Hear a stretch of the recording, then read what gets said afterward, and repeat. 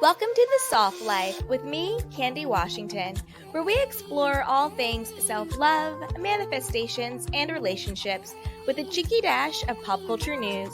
So be sure to subscribe, share, and join us on Patreon.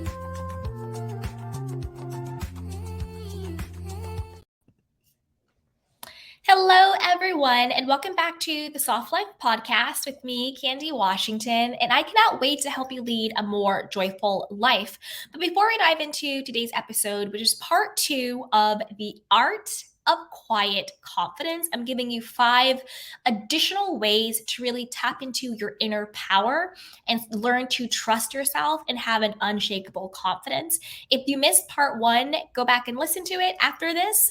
And yeah, because I give you 5 additional tips on that. But before we dive in, as always, if you need additional support on your journey, you can grab our free self-love guide. We have courses down below on manifestation, self-love, lifestyle design. We have our Patreon community. Don't forget to grab some merch. We have our Soft Life merchandise line, which is pretty cool. And then also be sure to subscribe. So with that, let's just go and dive right on in. So part 2 of the Art of Quiet Confidence. So let's just do a refresher course. So what is quiet confidence? Quiet confidence is an inner knowingness. It's being grounded. It's a stillness and a trust within yourself and of yourself. It's not about being the loudest person in the room, the flashiest person in the room. It's not about being like, no, I got this no matter what. It's not about any of that stuff. It's more just about being rooted and grounded in who you are and knowing that no matter what happens, no matter what they do, no matter what they don't do, you have your own back. It's a confidence within yourself. It's a relationship of trust within yourself. It's an energy. It's a vibe. Like, you know, when someone just walks in the room and they're just like, what? They don't have to say a word. They don't have to flash, do this, and that. It's just a knowingness. It's just an energy. It's a vibe. That is what that quiet confidence is, where you just know who you are. Okay, so now let's dive into 5 ways to tap into that knowingness and tap into that power. So the first way is to slow down. I want you to master the art of slowing down. People who are confident, people who are cool, people who have that inner knowingness and power, they're not in a rush. They're never rushing, but yet they're never late, right? They're never running late. Slow down. Not only slow down when you are getting ready to do something, but slow down just in general. You know, when you're talking to someone, be present, look them in the eye, listen to them, focus on what you're saying, actively listen, slow down in the conversation. Don't be darting don't dart looking around the room, who do I want to impress other than this person? And, don't interrupt and don't just wait to respond, but like slow down, breathe, be present, Not only does this stillness and this presence and this slowing down, not only does it activate your inner confidence, but it relaxes you. And it also lets you take up the space that you take in a confident and calm and grounded way. If you're always all over the place, always rushing, always running late, it's just not a good look. Energetically, it's not a good vibe. It doesn't seem like that person is confident. Slow down when you're speaking. Imagine when someone's giving a presentation and a person's rushing through it. They lack confidence. You don't believe the person. You're not engaged. But when someone gets on the stage and they are slow, they are intentional, they talk with purpose, they command the room. Slow down in every area of your life. It makes you be less sloppy. It stops you from making needless mistakes. And it just shows up as a more attractive, confident person. So slow down. Master the art of slowing down in every aspect of your life. Okay. So number 2 is Get to know your own needs. Now, we talk about codependency on the podcast and on my channel, but sometimes codependency gets a catch all. Like if you have needs, somehow you're needy and you're codependent and you're desperate. No, that's not it at all. You're allowed to have needs and wants from yourself and from your partner and from your romantic partner. Get to know your own needs. What is it that you need to feel safe? What is it that you need to feel loved and seen and heard and validated from yourself and from others? And then really learn how to communicate what your needs are in a healthy and effective way. Just because you have needs from other people does not make you codependent. It makes you a human being seeking an interdependent relationship. You know, independent is just you yourself. Codependent is you're getting your needs met in unhealthy ways. Interdependent is you're getting your needs met in healthy ways. I meet your needs, you meet my needs. I have healthy expectations of how we're going to meet each other's needs. Sometimes it's just saying to your partner, you know what, I need a hug right now. I just need to talk to you about my day. I don't need you to make it better or make it right. I just need you to listen. Or I just need a snuggle. I just need a hug, or whatever it is. Or you know what, I just need to spend tonight by myself. I just need to be on my own. Or I just really need you to come over and just sit with me and watch TV. That would make me feel better. That would make me feel safe. That would make me feel whatever. It is okay to have needs, and confident people know that. They own their humanity. They own the fact that they have needs. They have discernment to know who are people that are safe that can help me meet my needs. And then they communicate what their needs are in healthy ways. Unhealthy ways, passive aggressive, people pleasing, manipulation. All of those are unhealthy ways to get your needs met. And then you don't even end up getting your needs met because you're using all of these weird tools and tactics and manipulation strategies. When if you could just say, hey, you know what? In this moment, this is what I need. And are you able and willing to give it to me? And if that person says yes, cool. And if that person says no, also cool. Because then you are confident and trusting in yourself that now you know it's okay if this person cannot meet that need. I will either figure out how to meet it myself, or I will find someone who can meet it. And that is okay. And whether or not this particular person can meet my need or not does not take away from or add to my value. I'm still worthy. I'm still deserving. I'm still enough. I just now know this person is not a safe person to meet my needs, but I'll still be okay. So having needs and wants is being a human being. Communicating those needs and wants in an effective way is being a healthy human being. So don't think that you are not allowed to have needs. You are. You are. But get to know what your needs are. Maybe just if you're feeling some type of way, just get really quiet and just say, what is it that I need in this moment? If I truly loved myself, what would I do in this moment to feel better? If I truly loved myself, what is it that I need in this moment to feel safe, to feel loved, to feel whatever, And then let whatever comes up for you be your guide. So get to know what your needs are. Like me, I need a good snuggle sometimes. Like I need my person to just come and kiss me and snuggle with me. And that's okay. Number 3 is, and we love this one, create healthy boundaries. We always talk about boundaries, right? Boundaries. Well, what is a boundary? To me, and I forget who said this because I did not coin this, and I wish I remembered who did. But to me, a boundary is a space that allows me to love myself and love you at the same time. That's all a boundary is. I'm going to show you love, but I'm not going to do it in a way that disrespects or abandons me or is detrimental to my own well-being.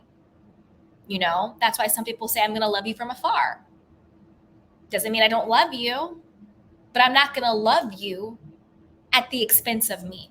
So create healthy boundaries. People who have quiet confidence are easy and quick to say, no, thank you. Thank you for asking, but I can't do that. Or, hell yes, absolutely. I'm down. I'm definitely into it, because boundaries isn't just saying no. Boundaries is just saying no to what is a no for you and saying yes to what is a yes for you. So boundaries isn't some negative thing that people think I'm pushing this person away by creating boundaries with them. That's not the point of a boundary. A boundary is not I'm going to push you away. A boundary is I'm going to create, regulations or standards around how I'm going to love you and how I'm going to love myself at the same time. It's not about I'm getting, and unfortunately sometimes it is that you can't be in my life anymore. But that's not all boundaries are, And also create healthy boundaries with yourself. You know what? I really want to start going to bed at 5 o'clock. Or not that at 5 o'clock. You guys, it's been a long day. I really want to start going to bed at 9, but yet you keep going to bed at midnight or 1 o'clock. You're disrespecting your own boundary that you had for yourself. So create healthy boundaries with yourself and with others, because that truly is a hallmark of a confident person.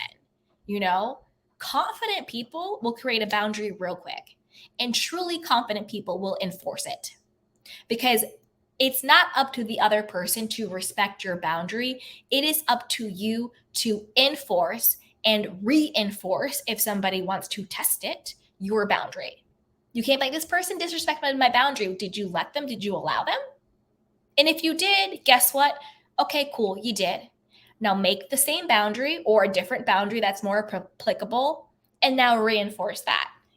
Don't think just because you're a human being and you're not perfect that you let someone disrespect your boundary, now you're no longer allowed to reinstate the boundary. That's not true. You always have the right to reinstate and reinforce any boundary at any time that you want. I don't care if you let somebody disrespect it 1,000,000 times, they're not going to disrespect it 1,000,001. So forgive yourself, shake off any self-criticism. You're a human being, you made a mistake, whatever. Reinforce the boundary, reinforce the boundary, reinforce the boundary. Because confident people know I can make a mistake, but that mistake does not mean that I'm not worthy of respect or love or whatever the case may be, or reinforcing the boundary. So definitely do that. Okay.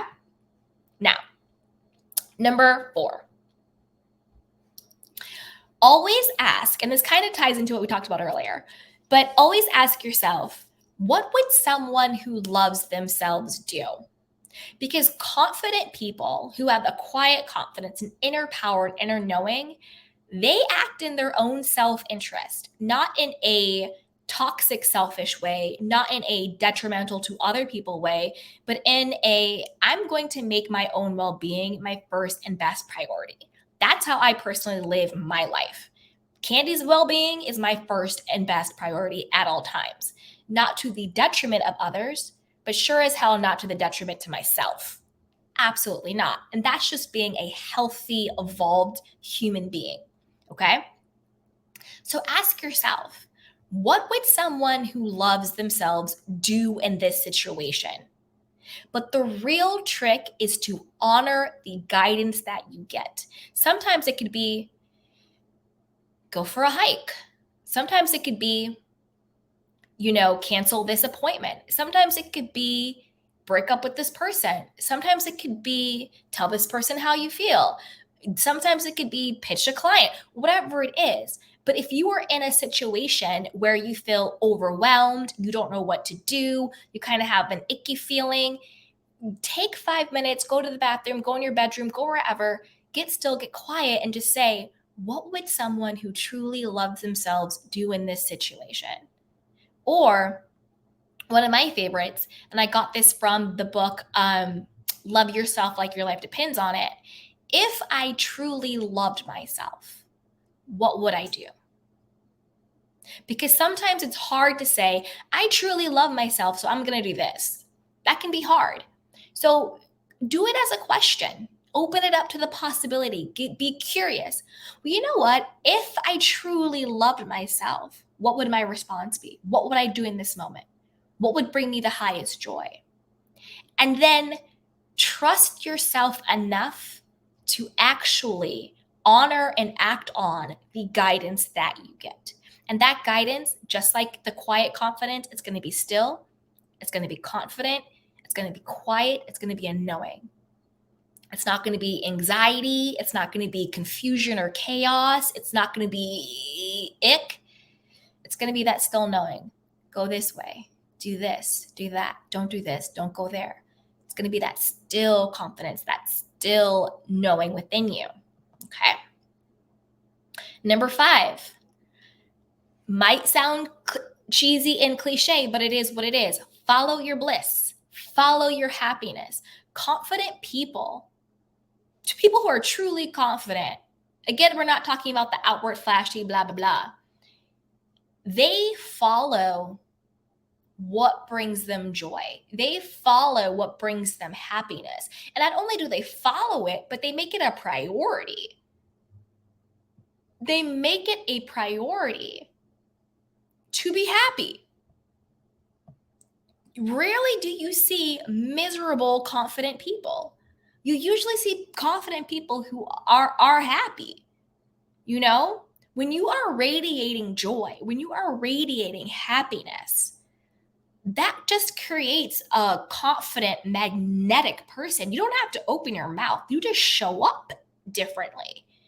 You know, when you're truly happy, when you're truly in your joy, that brings you an unshakable confidence. So make, like I said before, my life mantra, Candy's well-being is my best and first priority. Make it yours too. What is your well-being first and best priority? Follow your own happiness, follow your own bliss, follow what lights you up, follow your own joy. It's not being selfish. It's not. It's showing gratitude for the one life that you have been given. I truly believe life is meant to be enjoyed. We're meant to be happy. We're meant to be fulfilled. But the only way you're going to get there is if you start choosing to prioritize your own happiness and your own joy and your own well-being. So there you have it. Those are my 5 additional ways. This is part 2 of the Art of Self-Confidence. Check out part 1 if you missed it.